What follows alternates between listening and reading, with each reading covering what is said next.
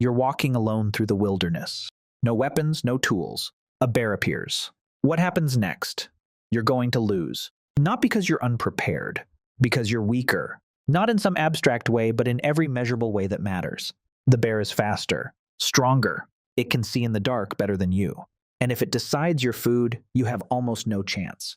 Compared to most animals on this planet, you are shockingly weak. We live in a world we built specifically because we can't survive in the natural one. Central heating, doors that lock, the houses you live in. All of it exists because humans are functionally helpless without it. But here's where it gets interesting. That weakness wasn't an accident. It was a choice. Evolution made a deliberate bet on you, and that bet was not about being strong. Let's put numbers on this. A chimpanzee is about 5 times stronger than you. A silverback gorilla is 10 times stronger. An ant can carry 50 times its own body weight. That's about 250 tons. Usain Bolt, the fastest human who ever lived, clocked in at about 28 miles per hour at his peak. A cheetah does that casually. An antelope, running through the desert for no particular reason, moves faster than your top Olympic sprinter, pushing himself to the edge of human capability.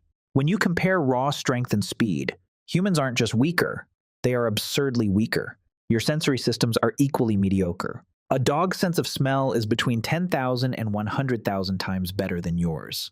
An owl can hear a field mouse moving beneath the snow, and you struggle to see in bright sunlight. You don't have venomous fangs. You don't have claws. You don't have thick skin or armor. You can't breathe underwater or fly. You don't have any of the special biological weapons most other animals have.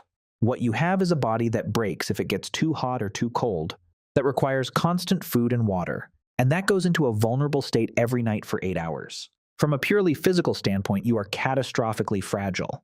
So why are you weak? The answer is your brain. Evolution made a choice that was incompatible with strength. Develop a really big brain or really big muscles. Not both. A human brain consumes 20% of your body's energy, despite being only 2% of your body weight. That's energy that couldn't be spent on massive muscles or defensive features. Evolution made a different bet. Don't make this creature stronger. Make this creature smarter. Let it think its way out of danger. Remember the past. Plan the future. That trade was brutal.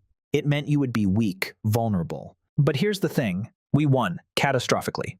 You're living in a world designed, built, and controlled by humans. There are more of us alive now than have ever been alive before. We've walked on the moon. We've decoded DNA. We've built machines that process information faster than your brain. We conquered the world because we got outrageously smart. But that's not the whole story.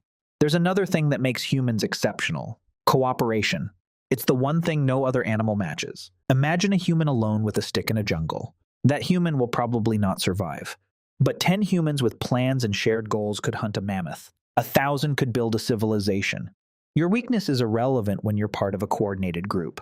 Humans are the only animal that coordinates at scale. A lion is stronger, but 10 lions hunting together is just an awkward group of lions. They don't communicate complex plans. They don't build on each other's knowledge. They don't pass down traditions.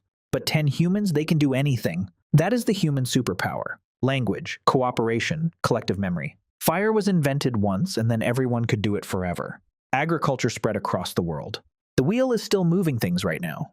Every human born today is born into a world of accumulated knowledge built by millions of dead humans. A baby chimpanzee is born with the knowledge of 0 chimpanzees. A baby human is born into medicine, music, language, and ideas that took hundreds of thousands of years to build.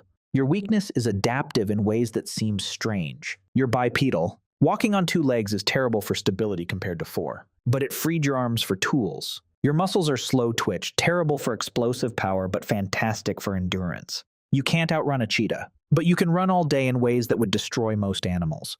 You're not optimized for anything, but you can survive almost every climate. You're flexible, and flexibility is a form of strength most animals don't have. For most of human history, that weakness was a serious problem. Your ancestors didn't have hospitals. They had to survive in a world of faster, stronger animals. And they did. They dominated every habitat. They hunted. They crossed oceans in wooden boats. Because weakness is only a liability if you're alone. The moment you add cooperation, knowledge, strategy, and language, weakness transforms. It becomes flexibility. It becomes potential. A gorilla will never be smarter. A cheetah will never be faster. But humans are not bound to your bodies. You can extend strength with tools, speed with vehicles, memory with writing. Your body is weak, but your brain is infinitely upgradable. That's why you became the dominant force on this planet. So why are humans weaker than animals? Because millions of years ago, evolution made a bet. You're not going to be the strongest. You're going to be smart, creative, social. And that combination is going to change the entire planet. And it did. That weak, fragile creature evolution built now has 8 billion of itself on the planet. Your ancestors were weak. That weakness was a feature, not a bug. Because of it, you get to have a life no other animal has. You get to make art, build things, dream about futures that don't exist yet. And that, it turns out, is worth being weak.